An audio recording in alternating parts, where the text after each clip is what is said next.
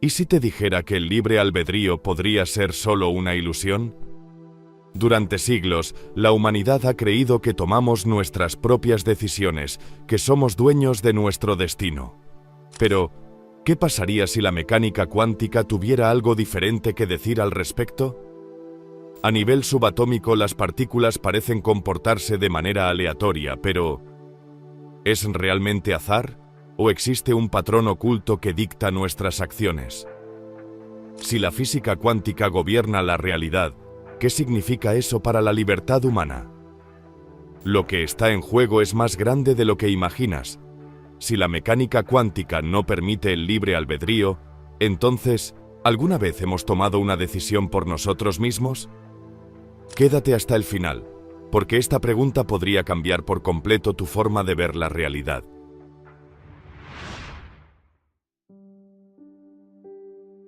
La escena, una típica sala de tribunal. Un jurado de 12 personas observa atentamente. El acusado, señalado por un crimen atroz, permanece desplomado en su silla, angustiado. Su abogado, sin embargo, muestra una confianza inusual.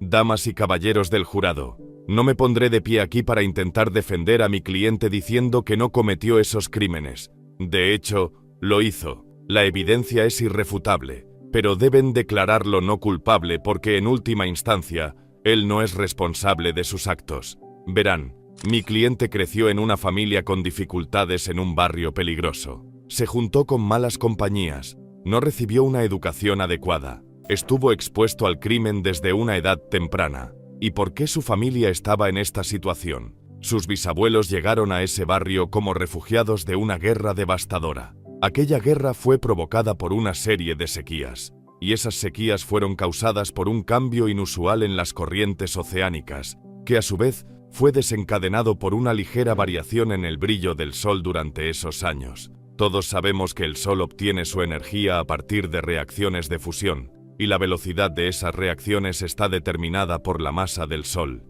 El tamaño y el tipo de estrellas que nacen en la Vía Láctea dependen de su tamaño y del número de fusiones galácticas que ha experimentado. Podemos rastrear los orígenes de la Vía Láctea hasta unos pocos átomos de hidrógeno que existieron en los primeros 15 minutos después del Big Bang. Las leyes de la física nos explican cómo esos átomos de hidrógeno comenzaron a interactuar entre sí, sembrando eventualmente las bases de la Vía Láctea y sus galaxias vecinas, lo que condujo a la formación del Sol, lo que provocó la sequía, lo que llevó a las desafortunadas circunstancias de mi cliente. Damas y caballeros del jurado, mi cliente no tiene la culpa, porque podemos rastrear el origen de su situación y sus acciones hasta el mismísimo comienzo del universo. Sonriendo, el abogado se sienta, convencido de haber ganado el caso, pero cuando mira al otro lado del estrado, ve que su oponente también luce una sonrisa amplia. ¿Qué está planeando? El fiscal se pone de pie para ofrecer su respuesta. Damas y caballeros del jurado, la defensa se apoya en una postura filosófica conocida como determinismo causal, la creencia de que todo tiene una causa y de que podemos rastrear esas causas utilizando las leyes de la física. Pero no es tan simple. Las leyes de la física, tal como las entendemos actualmente, no siempre nos permiten predecir un resultado con total certeza. La teoría del caos dispersa cualquier predicción para la mayoría de los sistemas. Es imposible prever el clima con exactitud dentro de una semana, y mucho menos la historia de vida de un ser humano. Además, las probabilidades difusas de la mecánica cuántica significan que nada es verdaderamente seguro. Predecir con precisión el comportamiento de los átomos dentro del Sol es simplemente imposible. Y aun dejando de lado estos problemas, los misterios de la conciencia y el funcionamiento del cerebro complican aún más la situación. Su señoría, no podemos predecir nada. El libre albedrío sobrevive. El acusado tenía una elección. El fiscal se sienta, y el juez queda boquiabierto y desconcertado. Parece que no solo se está juzgando al acusado, sino también la propia naturaleza del libre albedrío. ¿Quién tiene razón? En tu cerebro hay aproximadamente la misma cantidad de neuronas que estrellas en la Vía Láctea, unos 86.000 millones.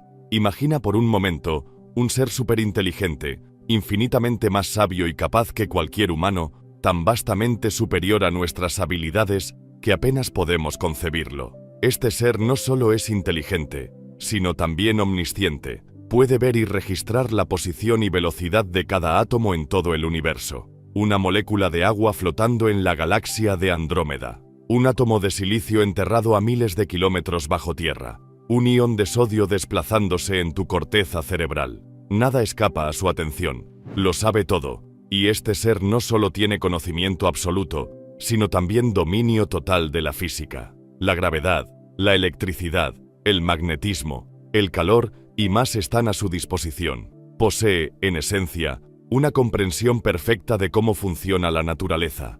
Entonces, este ser aplica su conocimiento. Sabiendo el estado exacto de cada partícula en el universo, es capaz de predecir el futuro.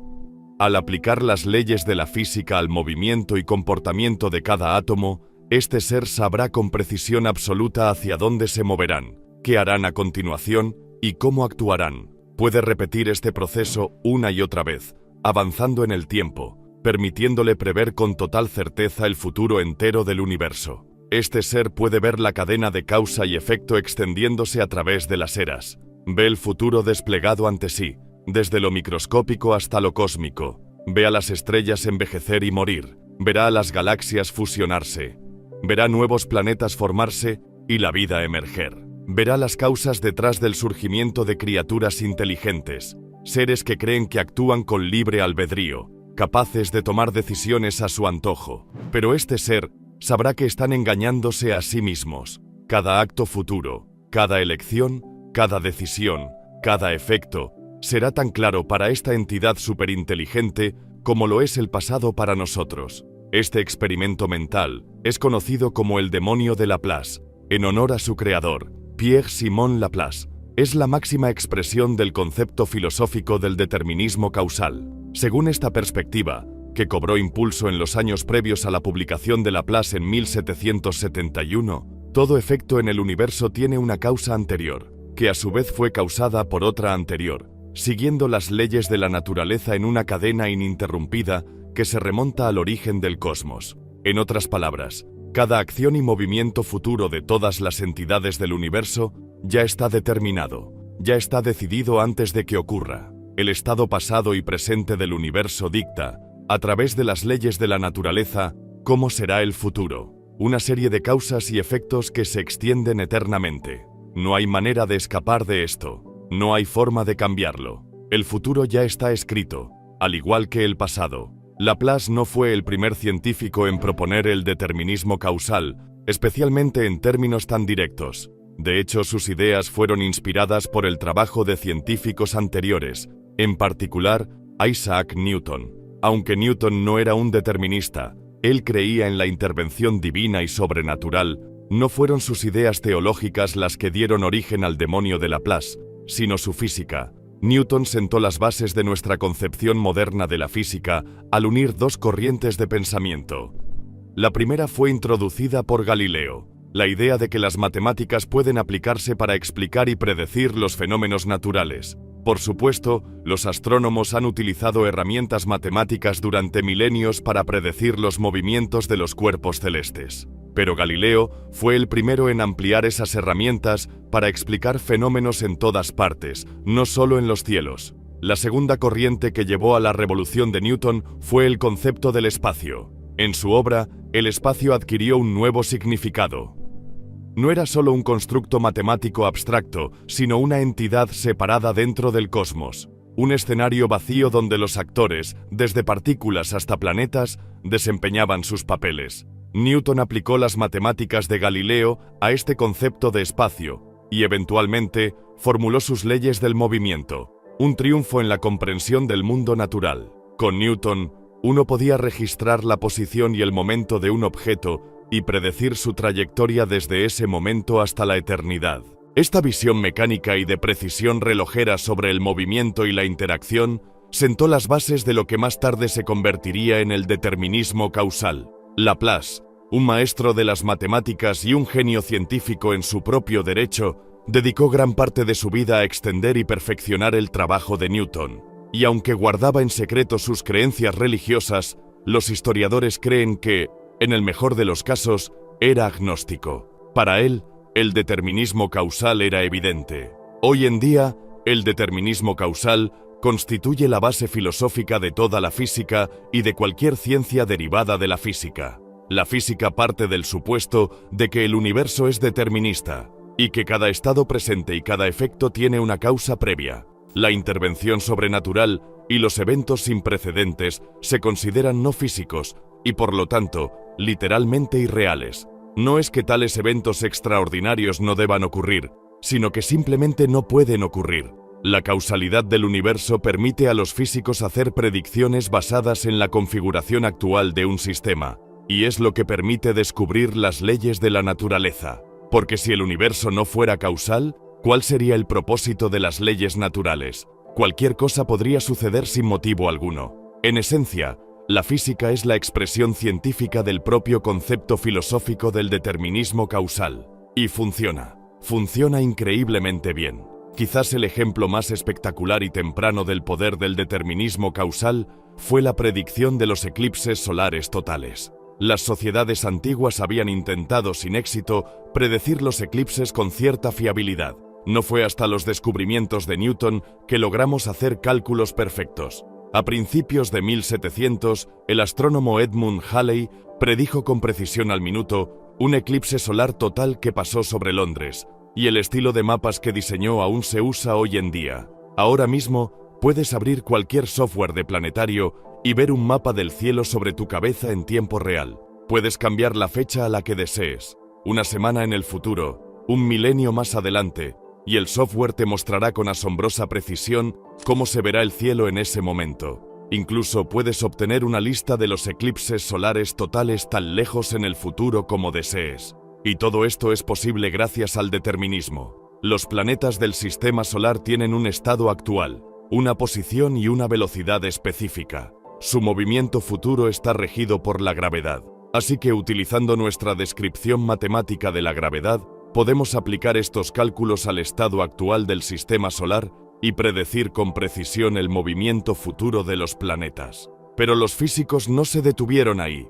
Han desarrollado teorías intrincadas y complejas para explicar las fuerzas de la naturaleza. Han aprendido a combinar estas teorías para describir fenómenos complejos, desde predecir cuánto tiempo brillará nuestro Sol, hasta determinar cuándo la Vía Láctea colisionará con Andrómeda. Han aportado orden al universo, entendiendo que el cosmos no está gobernado por dioses caprichosos ni criaturas sobrenaturales. Es solo un conjunto de partículas interactuando, regidas por un número finito de leyes naturales comprensibles que podemos describir con matemáticas. Por supuesto, nuestro conocimiento de la física aún no está completo. Si nos basáramos únicamente en la formulación de la gravedad de Newton, por ejemplo, tarde o temprano, nuestras predicciones del movimiento planetario serían incorrectas. Para hacer predicciones más precisas, debemos recurrir a la formulación mejorada de la gravedad de Einstein. Y este no es un caso aislado. Hay muchas lagunas en nuestra comprensión de la física que aún estamos tratando de llenar.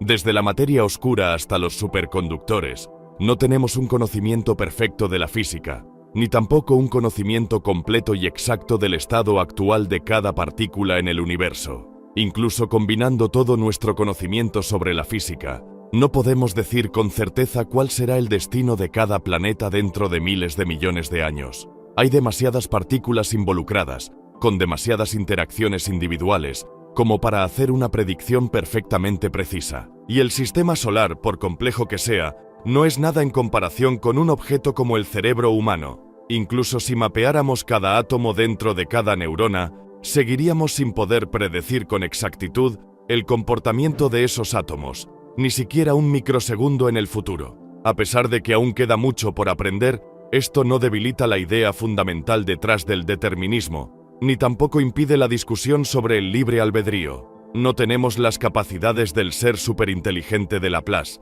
No poseemos un conocimiento perfecto del estado del universo, ni de las leyes físicas que rigen su comportamiento. Pero esto es una limitación nuestra como humanos, no una limitación fundamental del determinismo. El cosmos sigue avanzando inexorablemente, con una causa dando lugar a otra, de manera inevitable, de acuerdo con las leyes de la física. El problema es que solo podemos rastrear un número limitado de interacciones. Por lo tanto, si el determinismo causal es verdadero, entonces el libre albedrío es una ilusión, al menos en principio.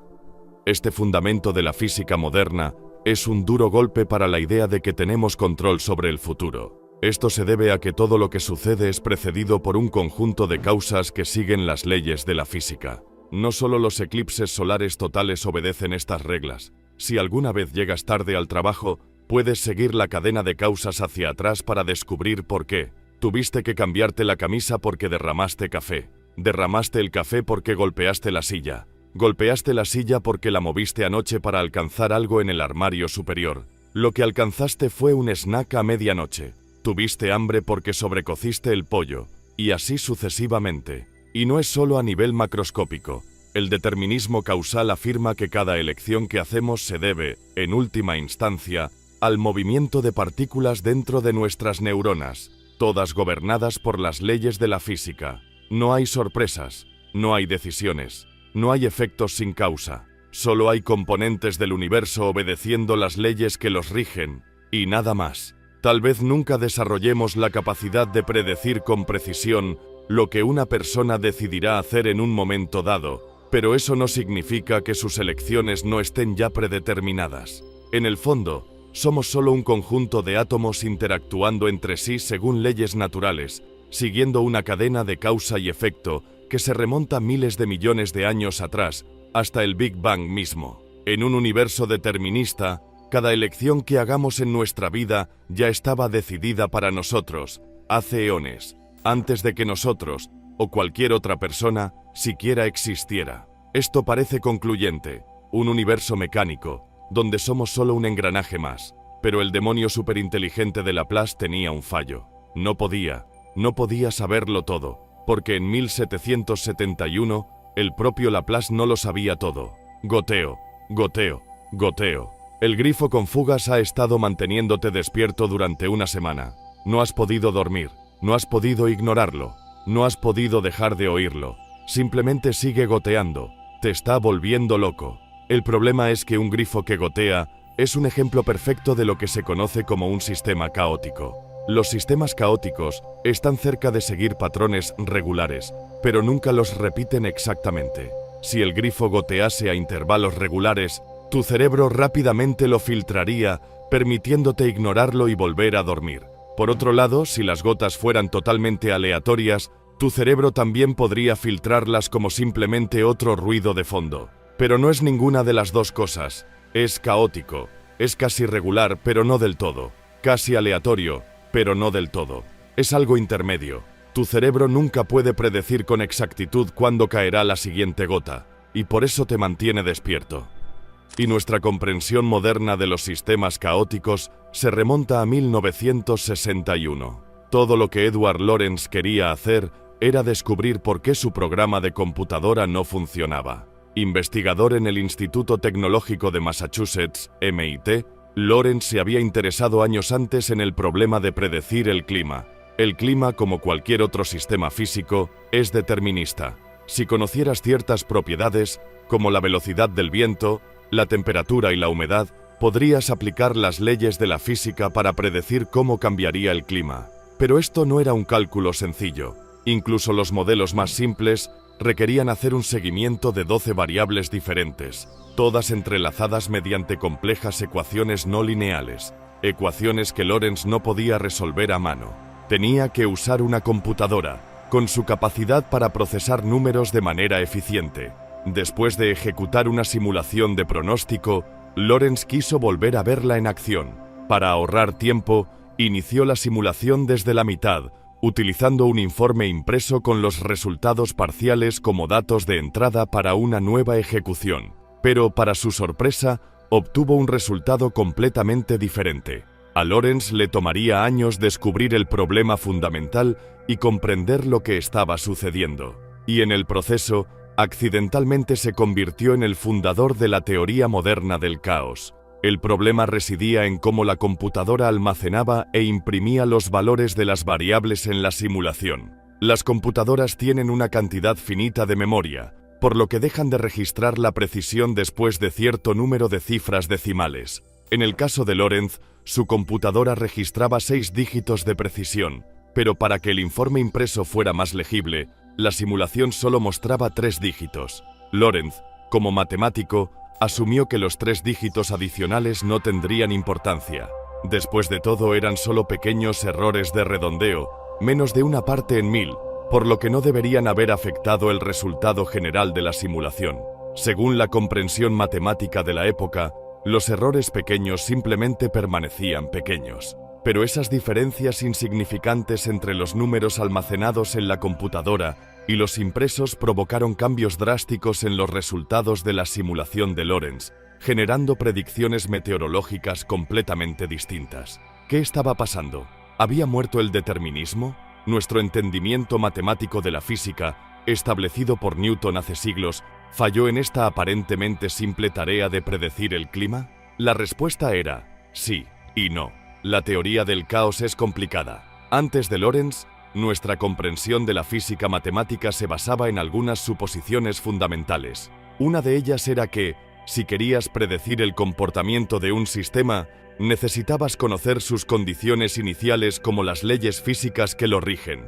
Esto es el determinismo causal. Para hacer mejores predicciones, necesitas 2 cosas: mediciones más precisas de las condiciones iniciales, mejores leyes físicas. Pero lo más importante, se pensaba que cuanto más supieras sobre un sistema, mejor podrías predecir su futuro, aunque con un punto de rendimientos decrecientes. Si medías las condiciones iniciales con cierto nivel de precisión, obtendrías una precisión equivalente en tu predicción final. Si mejorabas un poco tu medición inicial, la predicción final también mejoraría un poco. Lo pequeño simplemente seguía siendo pequeño, pero al parecer no el clima.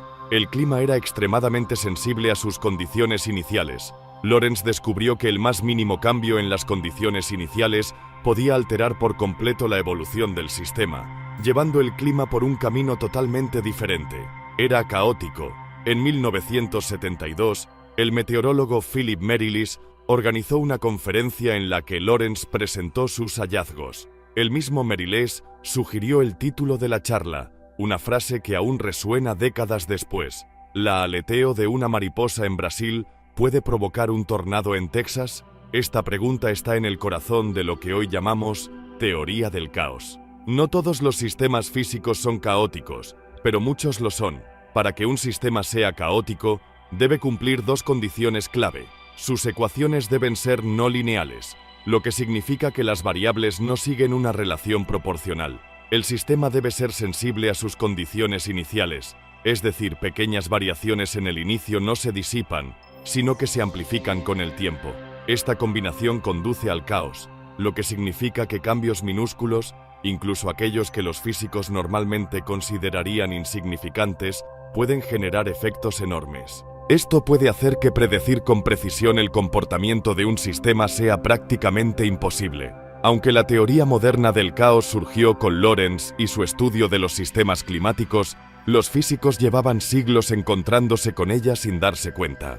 Cuando Isaac Newton publicó su teoría universal de la gravedad a finales del siglo XVII, aplicó su nueva mecánica matemática a una serie de problemas no resueltos del sistema solar, como la velocidad de la órbita de la Luna y la regularidad de las mareas. Pero su teoría tenía limitaciones. Funcionaba perfectamente cuando solo había 2 objetos involucrados, pero tenía dificultades con 3. Este es el famoso problema de los 3 cuerpos, una verdadera espina en el costado de la mecánica newtoniana durante siglos. Genio tras genio, incluido Laplace, intentaron encontrar una solución sencilla y elegante para describir la interacción gravitacional entre 3 cuerpos masivos y predecir su futuro comportamiento. En 1887, Óscar II, rey de Suecia, en conmemoración de su 60º cumpleaños, organizó un concurso público para hallar una solución al problema de los 3 cuerpos. Nadie pudo encontrar una solución general, pero los jueces otorgaron el premio a Henri Poincaré, un matemático francés que terminó escribiendo, y revisando varias veces, un libro entero explorando el tema. Durante sus estudios, Poincaré descubrió algo sorprendente. Existen órbitas que nunca se repiten, pero que tampoco colapsan. Esto era algo realmente extraño.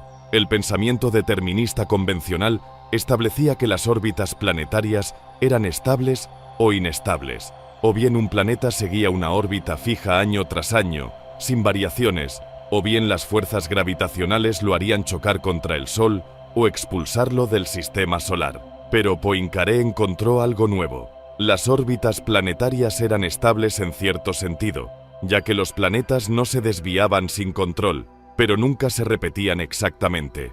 Esto hacía imposible predecir con exactitud sus trayectorias futuras, desafiando el propósito mismo del determinismo causal.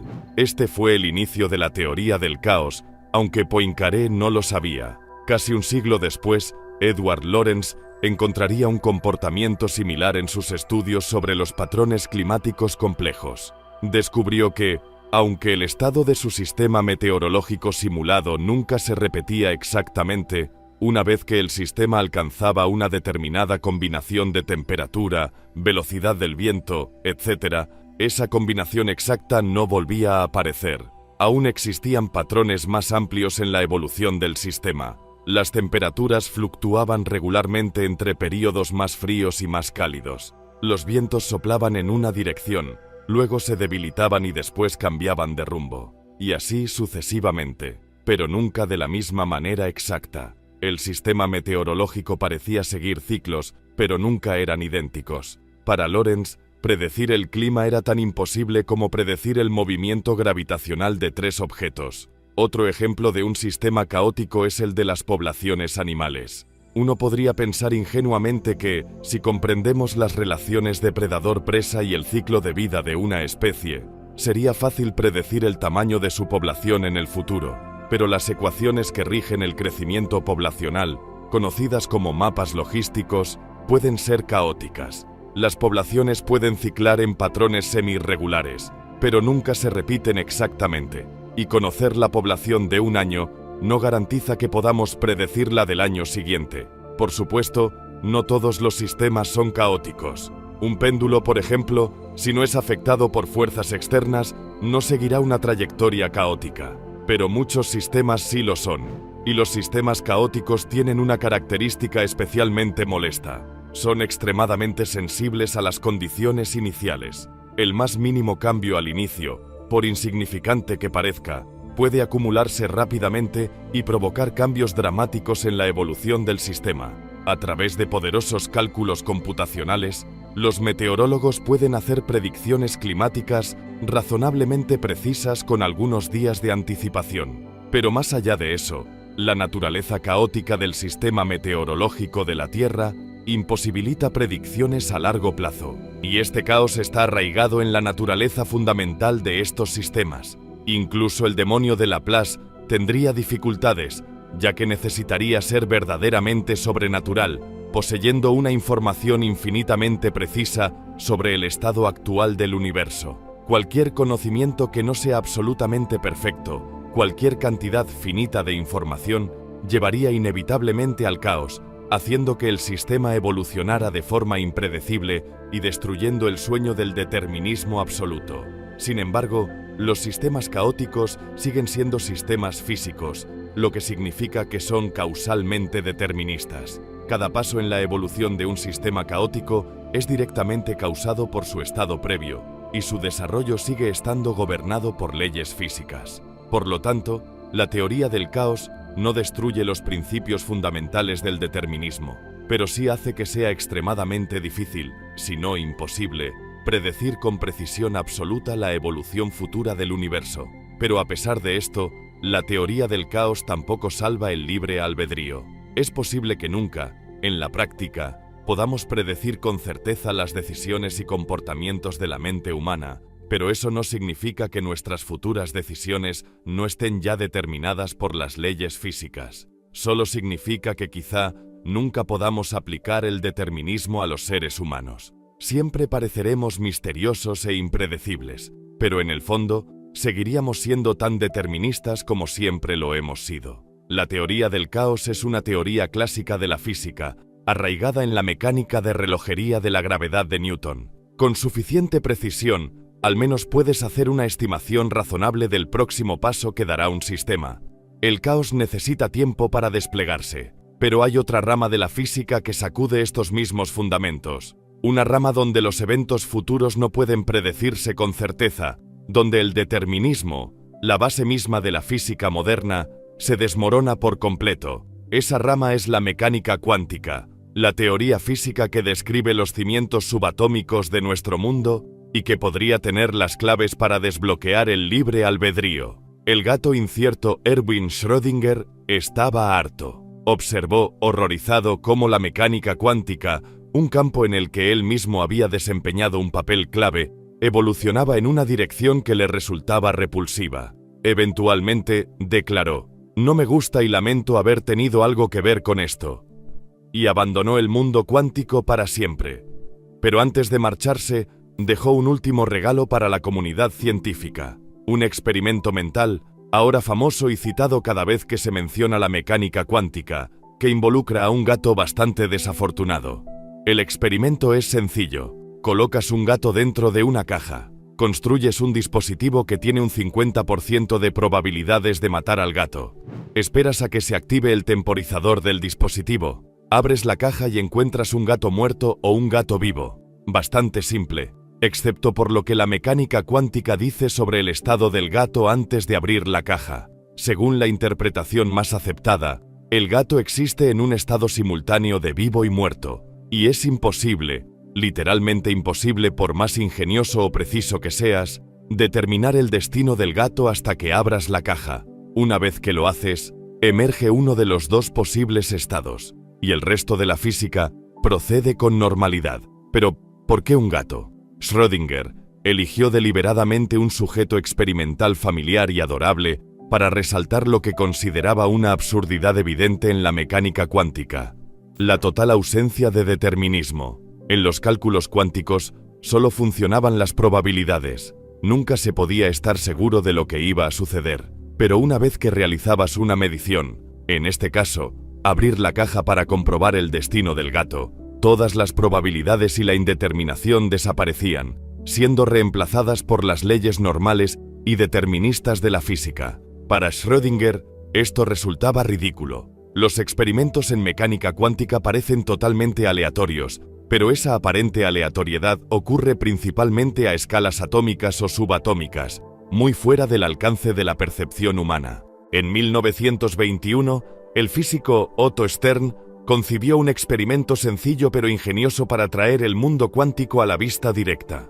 Un año después, Walter Gerlach lo llevaría a cabo. Hoy conocido como el experimento de Stern-Gerlach, comienza con una fuente de partículas, generalmente electrones. Se envían estos electrones a través de una región con un campo magnético inhomogéneo, donde la intensidad del campo es ligeramente mayor en una dirección que en la otra. Los electrones tienen una respuesta muy específica a los campos magnéticos, pero esta respuesta puede manifestarse en dos direcciones, hacia arriba o hacia abajo. Si haces pasar un haz de electrones por el dispositivo, la mitad será desviada hacia arriba y la otra mitad hacia abajo. Pero aquí estaba el problema que encontraron Stern y Gerlach. Era simplemente imposible predecir lo que haría un electrón individual. Se podía calcular una probabilidad para un gran número de electrones. La mitad iría hacia arriba, la otra mitad hacia abajo, pero lo máximo que podías decir sobre un electrón en particular era que tenía un 50% de probabilidad de ir en una dirección u otra,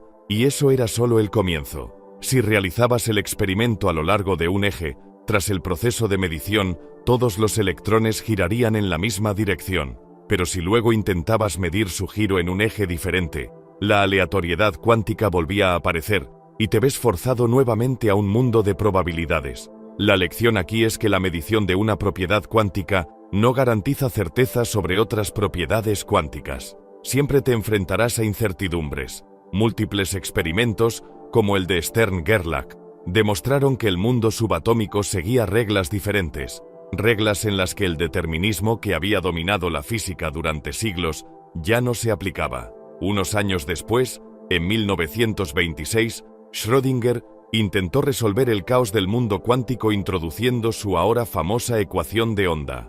En este enfoque, cada partícula del universo tenía una onda asociada a ella. Estas ondas se comportaban como cualquier otra onda familiar, como las ondas en el agua o las ondas electromagnéticas. Podían sumarse entre sí o anularse, podían expandirse desde un punto pequeño hasta cubrir un área grande, y así sucesivamente. Schrödinger esperaba que su enfoque de onda eliminara toda la supuesta aleatoriedad cuántica. Creía que los resultados de los experimentos cuánticos solo parecían ser aleatorios porque no estábamos considerando todos los aspectos físicos de los sistemas subatómicos. Nos faltaban las ondas asociadas a toda la materia, lo que limitaba nuestra capacidad para entender los sistemas subatómicos y predecir su comportamiento futuro. De hecho, Schrödinger creía que estas ondas asociadas a las partículas materiales eran entidades reales, tan físicas como cualquier otra cosa. Pero otros pioneros de la mecánica cuántica, como Werner Heisenberg y Max Born, no estaban de acuerdo. Si bien celebraban el trabajo de Schrödinger y el avance monumental que representaba para la comprensión de los sistemas cuánticos, tenían una interpretación diferente. Ellos consideraban que las ondas no eran reales ni físicas. Contrario a la esperanza de Schrödinger, interpretaban las ondas como meras expresiones de la incertidumbre fundamental que él intentaba eliminar. Esta visión, ahora conocida como la interpretación de Copenhague de la mecánica cuántica, sostenía que cada partícula del universo aún tenía una onda asociada a ella. Esta onda se propagaba, evolucionaba e interactúa con otras ondas de la misma manera en que lo hace cualquier otra onda física. Pero la onda no se manifiesta directamente en la observación. En su lugar, la onda representa un mapa de las probabilidades del destino futuro de la partícula. Donde la onda es fuerte, es más probable que encontremos la partícula la próxima vez que la busquemos. Donde la onda es débil, aún podríamos encontrar la partícula allí, pero las probabilidades son mucho menores. La ecuación de onda de Schrödinger nos permite hacer predicciones en mecánica cuántica, pero estas son predicciones de probabilidades y no de hechos concretos. Así que, de manera extraña, la mecánica cuántica es tanto determinista como indeterminista al mismo tiempo. Las ondas de probabilidad comienzan con condiciones iniciales y evolucionan siguiendo leyes físicas conocidas, concretamente la ecuación de Schrödinger. Si conoces las condiciones iniciales de un sistema cuántico, puedes predecir con precisión lo que hará la ecuación de onda. Pero, de manera crucial, no puedes saber con certeza cómo se comportará la partícula en sí. Ese futuro está sujeto a las probabilidades asociadas a la ecuación de onda. Puedes hacer estimaciones y asignar probabilidades, pero eso es lo máximo que puedes lograr. Sin embargo, una vez que realizas una medición, la función de onda desaparece, la partícula aparece y puedes seguir las leyes clásicas de la física para rastrear su evolución y predecir su comportamiento futuro. Así, en la mecánica cuántica parecía existir un límite fundamental en nuestro conocimiento de los sistemas subatómicos, y la expresión definitiva de este límite se materializó en el principio de incertidumbre de Werner Heisenberg. Para ciertos pares de magnitudes físicas, nunca se podían medir ambas simultáneamente con precisión. El ejemplo más común es el de posición y momento. Puedes conocer un poco sobre ambas cantidades para una partícula dada, o mucho sobre una de ellas, pero no puedes conocer ambas con gran precisión al mismo tiempo. Cuanto más aprendes sobre la posición, menos sabes sobre la velocidad, y viceversa. Para Schrödinger, esta distorsión de su mecánica ondulatoria era un exceso inaceptable, y no era el único que lo pensaba. De hecho, la idea del experimento del gato en la caja surgió de una conversación con su amigo y colega Albert Einstein, quien también tenía profundas reservas sobre la dirección que estaba tomando la teoría cuántica. Einstein creía que la interpretación de Copenhague estaba equivocada. En lugar de incorporar la incertidumbre en la teoría cuántica, pensaba que debíamos ver estas amenazas al determinismo como una señal de que nuestras teorías estaban incompletas. Para Einstein, lo que hacía falta era buscar una teoría más profunda y fundamental que restaurara un cosmos determinista. Schrödinger abandonó el debate para dedicarse a otros proyectos, y Einstein murió sin haber encontrado esa teoría. De hecho, nadie ha descubierto una teoría más profunda que sustente la mecánica cuántica. Y sin embargo, la mecánica cuántica ha superado todas las pruebas experimentales, permitiéndonos desarrollar una comprensión del mundo microscópico que ha dado lugar a desde los semiconductores hasta la medicina moderna. A pesar de esto, ha habido intentos de recuperar el determinismo dentro de la mecánica cuántica. Uno de ellos es la idea del superdeterminismo. Según esta interpretación, los resultados de los experimentos cuánticos solo parecen aleatorios porque no estamos viendo el cuadro completo. En última instancia, todo es un sistema cuántico, no solo las partículas subatómicas involucradas en el experimento, sino también el aparato mismo, el edificio donde se encuentra, nosotros, y todo el universo. Según el superdeterminismo, si pudiéramos rastrear cada partícula desde el inicio del universo, la aleatoriedad en los experimentos cuánticos desaparecería, y podríamos hacer predicciones perfectas, incluso a nivel subatómico. Otro enfoque es la interpretación de los muchos mundos. En lugar de aceptar la indeterminación cuántica, esta interpretación propone que cada vez que ocurre una interacción cuántica, el universo se divide en múltiples realidades paralelas. Desde esta perspectiva, todo es determinista y completamente predecible, porque existe una realidad para cada posible resultado. Así que, sigue siendo una pregunta abierta si la mecánica cuántica es fundamentalmente determinista o indeterminista. Si prevalece una interpretación determinista, o si algún día descubrimos una teoría más profunda y oculta, esto pondría al reino subatómico en el mismo plano determinista que el resto de la ciencia, con las mismas implicaciones sobre la naturaleza del libre albedrío. Pero incluso si los sistemas subatómicos son realmente indeterministas, esto no garantiza el libre albedrío. Aún podemos predecir el movimiento y comportamiento de las partículas subatómicas, solo que tenemos que reemplazar certezas absolutas por probabilidades vagas. No podemos decir con certeza qué hará una partícula determinada, pero podemos hacer suposiciones sólidas, y de hecho, ni siquiera está claro cómo el indeterminismo cuántico podría conducir al libre albedrío. La mecánica cuántica dicta el comportamiento de las partículas subatómicas, mientras que el cerebro es un sistema mucho más grande y complejo. La teoría del caos y la mecánica cuántica sacudieron los cimientos de nuestra comprensión clásica de la física. El mundo es mucho más complejo, rico y variado de lo que la mecánica de reloj de Newton y Laplace nos haría creer. Pero el principio filosófico fundamental detrás de la ciencia, el del determinismo causal, permanece. Todos los eventos tienen causas, y esas causas están determinadas por las leyes de la física. Sin embargo, aunque el determinismo causal forma la base de la física moderna, no existe una conexión firme entre la física y el concepto de libre albedrío. Quizás, a pesar de todos nuestros avances en la comprensión de la estructura causal del universo y las leyes naturales que lo rigen, nosotros y nuestros cerebros no estamos condenados por el destino después de todo. El imposible tú.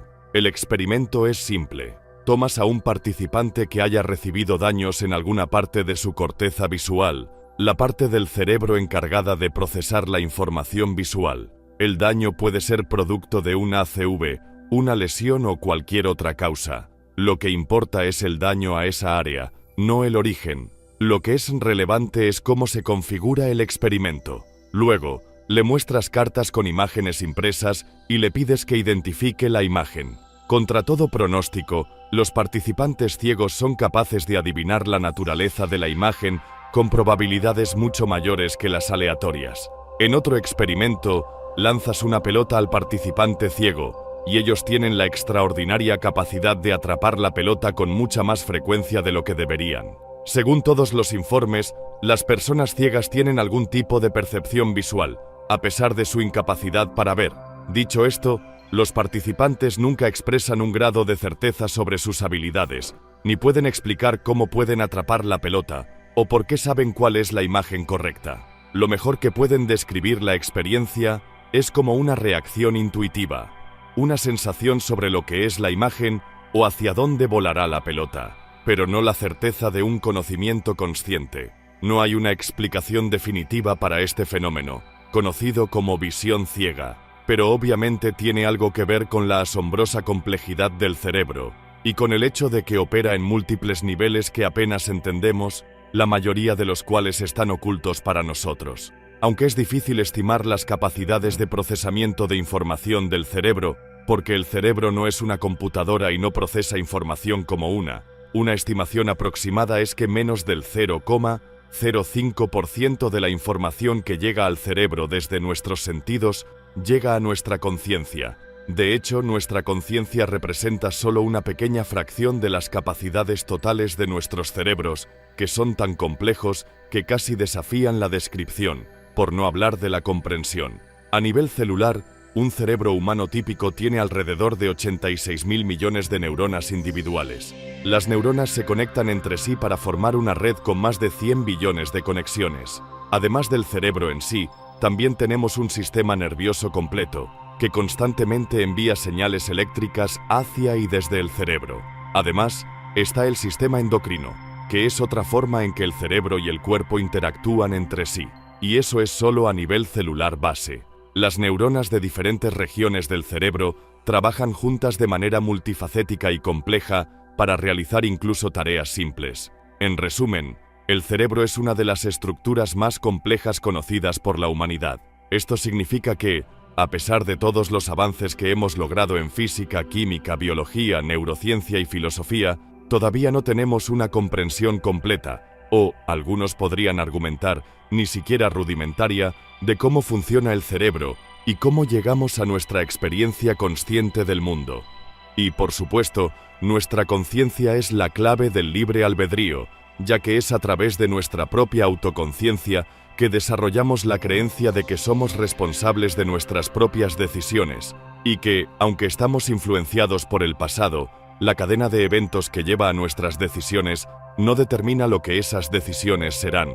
Cuando se trata de decidir si tenemos libre albedrío o no, debemos enfrentarnos a dos observaciones básicas. La primera es que el determinismo causal ha demostrado ser increíblemente útil para explicar el funcionamiento del mundo natural a través de las ciencias físicas. Incluso con la teoría del caos y la mecánica cuántica, los físicos aún utilizan una filosofía determinista para abordar sus investigaciones sobre la naturaleza, y esa filosofía ha proporcionado ideas sorprendentes. Pero también debemos reconocer la asombrosa complejidad del cerebro y los misteriosos orígenes de nuestra propia conciencia, con su sentido, ilusión o no, del libre albedrío.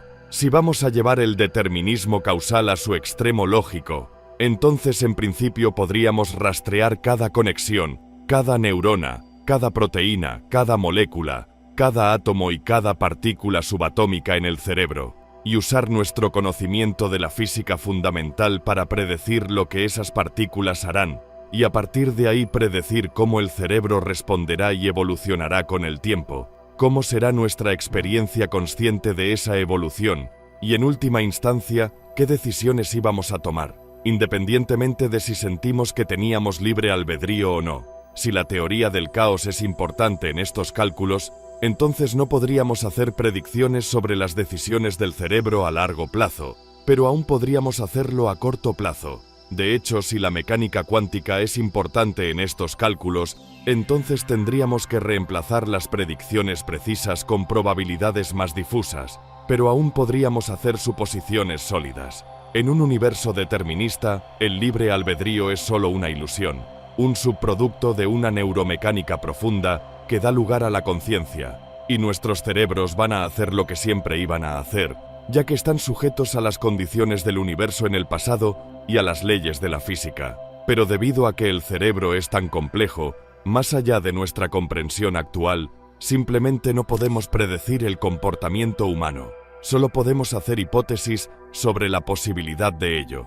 Sin pruebas firmes de que el libre albedrío en el cerebro sea una ilusión, debemos confiar en que nuestra comprensión mecanicista y relojera de la física se extiende desde las interacciones subatómicas básicas hasta el nivel de la conciencia y el libre albedrío. La naturaleza de nuestra propia conciencia es uno de los mayores misterios sin resolver de la ciencia moderna. En última instancia, no sabemos completamente cómo somos autoconscientes. Conocido como el problema difícil de la conciencia, el problema fundamental es que no sabemos cómo explicar cómo se siente ser consciente de uno mismo. Como lo expresó el filósofo Thomas Nagel, no sabemos cómo describir lo que se siente al ser nosotros. Tienes tu propia experiencia personal de ser tú, una sensación de identidad distinta de cualquier otra sensación, y cualquier intento de explicar la conciencia desde una perspectiva determinista debe lidiar con esa experiencia. Una teoría popular de la conciencia es que las percepciones básicas, como la vista y el gusto, se representan a sí mismas nuevamente en la corteza prefrontal, dándonos una sensación de experimentar esas percepciones. En otra teoría, los pensamientos y las emociones luchan constantemente por la atención en nuestros cerebros. Cuando uno está en el centro de atención, por así decirlo, experimentamos ese pensamiento o emoción. Otras perspectivas sobre la conciencia la ven como todo lo contrario, una red integrada de experiencias, emociones y pensamientos que se cohesionan. Sin embargo, otro enfoque ve la conciencia como el método mediante el cual nuestras funciones cerebrales de orden superior dirigen y señalan los procesos de nivel inferior. Pero no importa la teoría. En estas ideas la conciencia es el resultado de procesos deterministas. Tenemos nuestra conciencia, que depende de la neurología del cerebro, que a su vez depende de la química y la física básicas. Es la complejidad del cerebro y los misterios de la conciencia lo que nos da un rango de posibilidades mientras intentamos reconciliar el libre albedrío con el determinismo causal.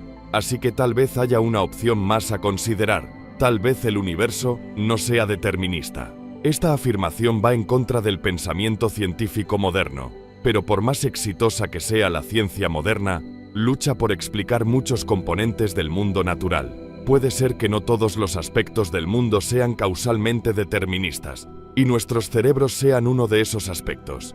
La ciencia ha avanzado en explicar y entender las partes causales y deterministas del universo, porque desde Galileo es para eso que la máquina de la ciencia ha sido diseñada, pero podría haber más en el universo que eso. Como ejemplo de esta afirmación, consideremos el principio del universo mismo. En el determinismo causal, el estado actual del universo fluye desde el estado pasado a lo largo de las leyes de la física. Pero, ¿qué hay sobre el estado inicial del universo? ¿Qué hay sobre las propias leyes de la física?